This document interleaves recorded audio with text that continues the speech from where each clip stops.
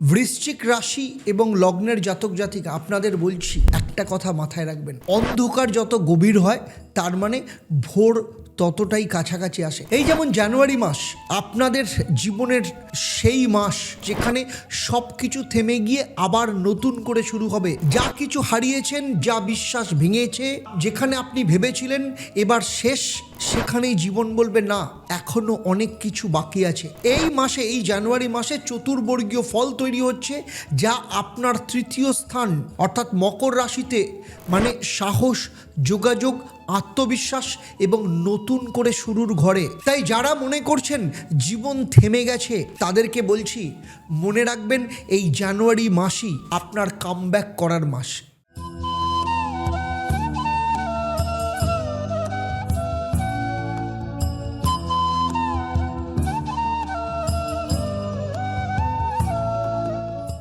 ওম হরি ব্রহ্মা। নমস্কার, আমি জ্যোতিষগুরু আচার্য দেবদত্ত। শুধু পশ্চিমবঙ্গ বা ভারতবর্ষ নয়, সারা পৃথিবী জুড়ে রয়েছে 1.5 লক্ষের ওপর সন্তুষ্ট ক্লায়েন্ট এবং দীর্ঘ 27 বছরের প্রফেশনাল এক্সপিরিয়েন্স থেকে বলছি, আমি জানুয়ারি মাস 2026-এ আপনাদের মাসিক রাশিফল নিয়ে আলোচনা করব।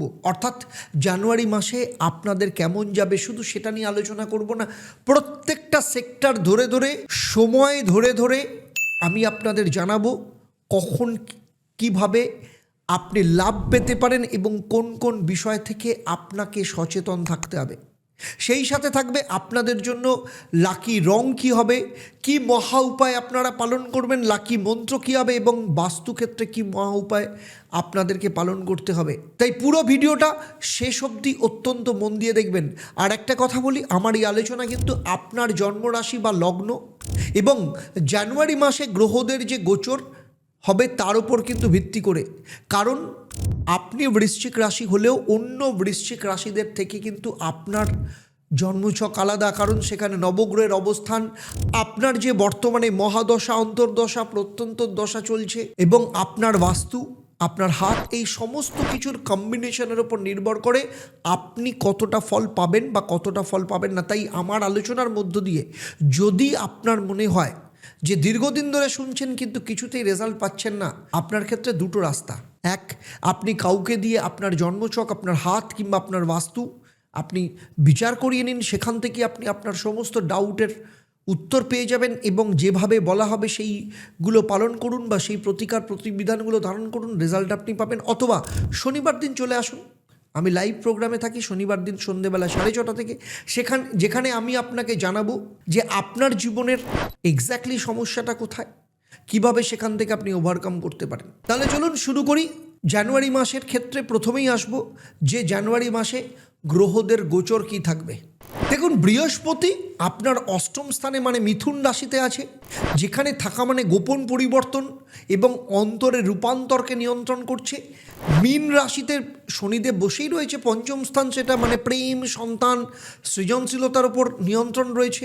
আবার রবি, মঙ্গল, বুধ, শুক্র মকর রাশি মানে তৃতীয় স্থান, এই 14 থেকে 17 জানুয়ারি চতুর্বর্গীয় ফল মানে আত্মপ্রকাশ এবং উদ্যোগ দেখতে পাবেন।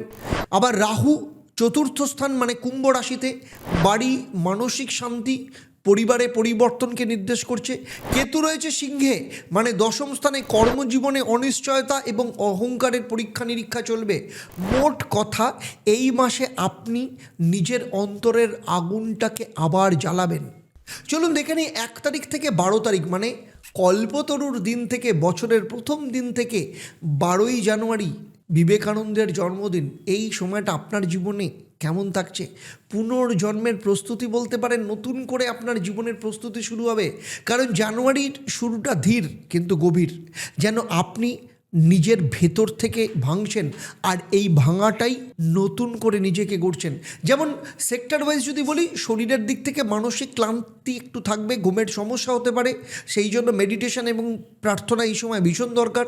আর্থিক দিক থেকে খরচ বেশি, আয় কম, কিন্তু 10ই জানুয়ারির পর টাকা ফেরত পাওয়ার সম্ভাবনা রয়েছে। স্টুডেন্টদের ক্ষেত্রে পড়াশোনায় মন বসছে না, একই নতুন বছরের প্রথম সময়, তবে ইনটিউশন এই সময় একটু শক্তিশালী থাকবে। আর প্রেমের ক্ষেত্রে পুরনো ভালোবাসা আবার ফিরে আসতে পারে, কিন্তু ভরসা করে সিদ্ধান্ত নিন, সেটা আমি আগেই বলে দিচ্ছি।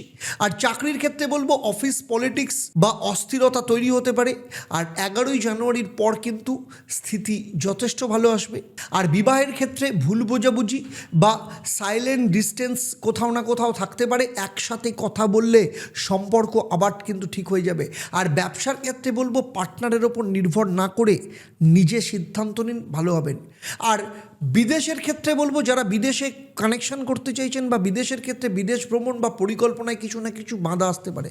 আজ যখন পৃথিবীটা ভরে যাচ্ছে অশান্তিতে, লোভে আর বিভাজনে, তখন একটাই পথ, অন্তরের শান্তি আর আত্মবোধ।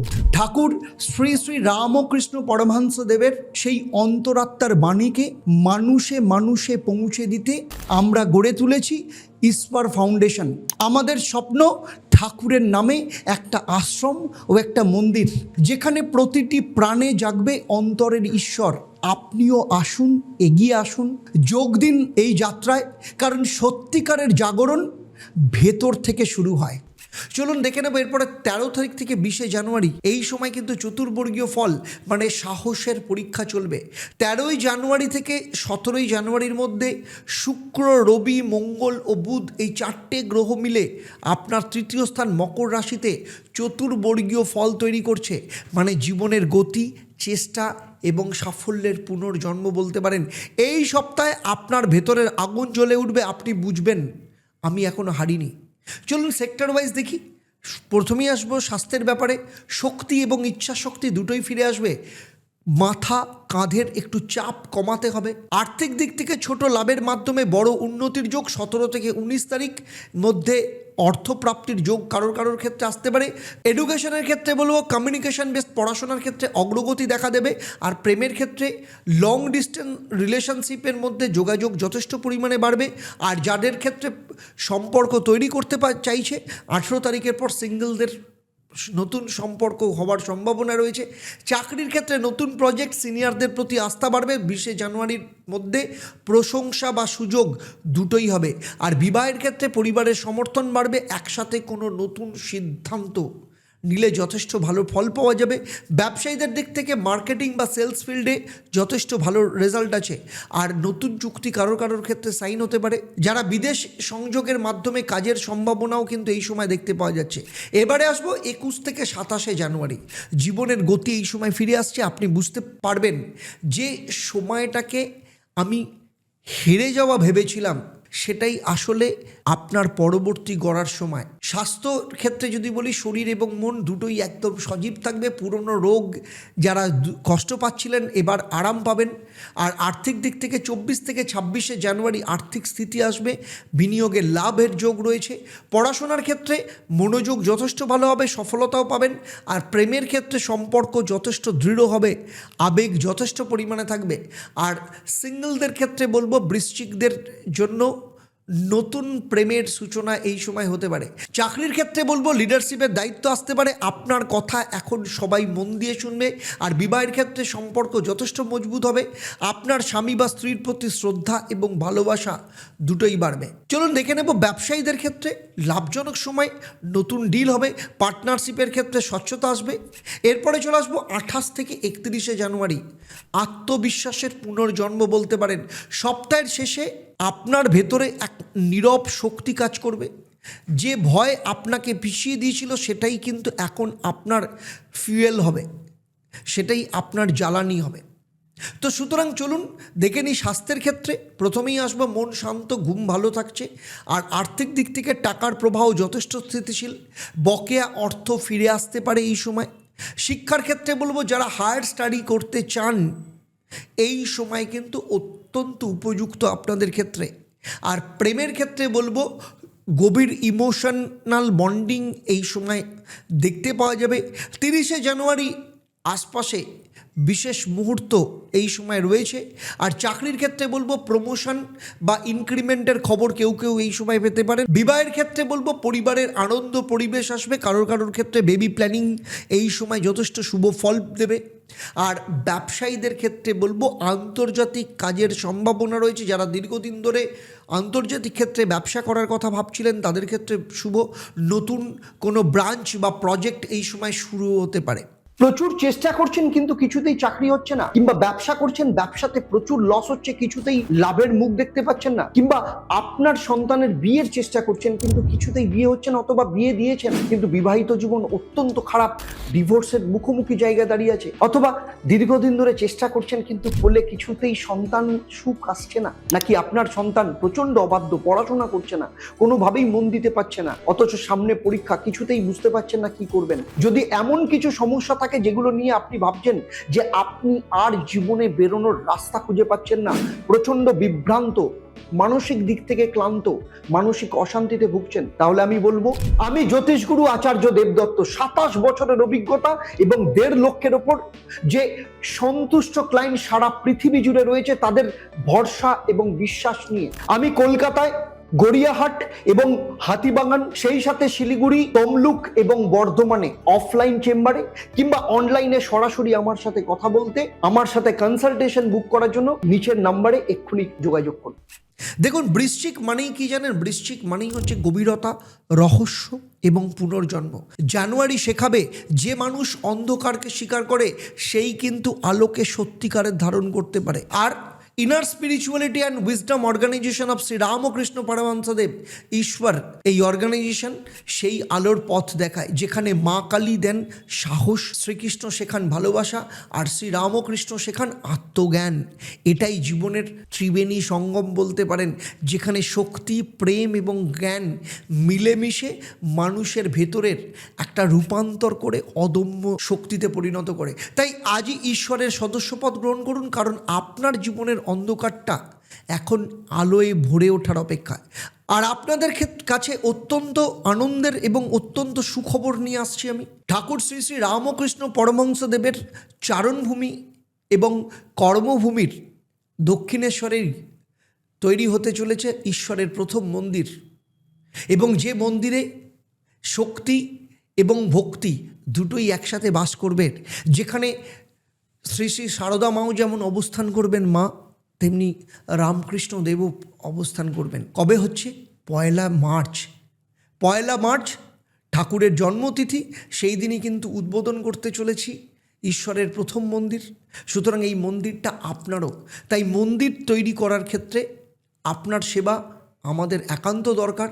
তাই আপনার মতো করে যেরকম পারবেন আপনি সেই অনুযায়ী সেবা দিন, এবং সেবার ব্যাপারে জানতে গেলে নিচের নাম্বারে ফোন করতে পারেন, সেখানে জেনে নিতে পারেন, এবং আপনাকে হোয়াটসঅ্যাপের মধ্য দিয়ে অ্যাকাউন্ট নাম্বার পাঠিয়ে দেওয়া হবে আপনার মন ভরে। কারণ আপনার সেবা ছাড়া মন্দির প্রকল্প হবে না, তাই আপনার সেবা অত্যন্ত দরকার। তাই আপনি যেটা পারবেন, যেরকম পারবেন আপনার সাধ্যমতো সেবা দেবেন ঠাকুরের মন্দির তৈরি করতে। আপনাদের ক্ষেত্রে লাকি কালার হচ্ছে লাল এবং মেরুন, যেটা আপনার অন্তরের আগুন এবং আত্মবিশ্বাসের প্রতীক হতে পারে। আর কি করবেন? আপনাদের ক্ষেত্রে মহামন্ত্র ওম নমঃ শিবায়, এই মন্ত্রটা প্রতিদিন সকালে সন্ধেবেলা 11 বার করে পাঠ করবেন। আর মঙ্গলবার লাল চন্দন আর তামার টুকরো হনুমানজির মন্দিরে গিয়ে দান করুন, রাগ এবং অস্থিরতা কমবে। বাস্তুক্ষেত্রে বলবো, বাড়ির দক্ষিণে লাল রঙের প্রদীপ জ্বালান, শক্তি এবং সৌভাগ্য দুটোই ফিরিয়ে নিয়ে আসবে। বৃশ্চিক রাশি নিয়ে আমার এই আলোচনা আপনাদের কেমন লাগলো নিচে অবশ্যই কমেন্ট করে জানাবেন, আপনাদের ফিলিংস জানাবেন। কমেন্টের শেষে ওম হরি ব্রহ্ম এই মন্ত্রটা লিখতে ভুলবেন না। আর সেই সাথে যদি ভালো লাগে তাহলে অন্যদের শেয়ার করুন। চলুন আজকের মতো বিদায় নিচ্ছি, আবার দেখা হবে আপনাদের সাথে কবে? পরবর্তী রাশি ধনু রাশির জাতক জাতিকাদের নিয়ে। আপনারা আপনাদের পরিবারের সাথে ভালো থাকুন, সুখে থাকুন, শান্তিতে থাকুন, সুস্থ থাকুন এবং নিয়মিতভাবে অ্যাস্ট্রোনমা আচার্য দেবদত্তর সাথে থাকুন। লাইভ ফোন ইন প্রোগ্রাম দেখতে থাকুন, আর ঈশ্বরের সেবায়, ঈশ্বরের মন্দির সেবায় আপনাদের যোগদান করুন। আপনারা আপনাদের সাধ্যমতো আপনারা সেবা দিন, সেবা দান করুন। চলুন একসাথে সবাই মিলে বলি ওম হরি। চলুন তাহলে একসাথে সবাই মিলে বলি ওম একং ব্রহ্ম প্রেমং পরমম, অর্থাৎ ব্রহ্ম তো একই, কিন্তু তাকে পাওয়ার রাস্তা প্রেম দিয়ে। নমস্কার, ভালো থাকবেন।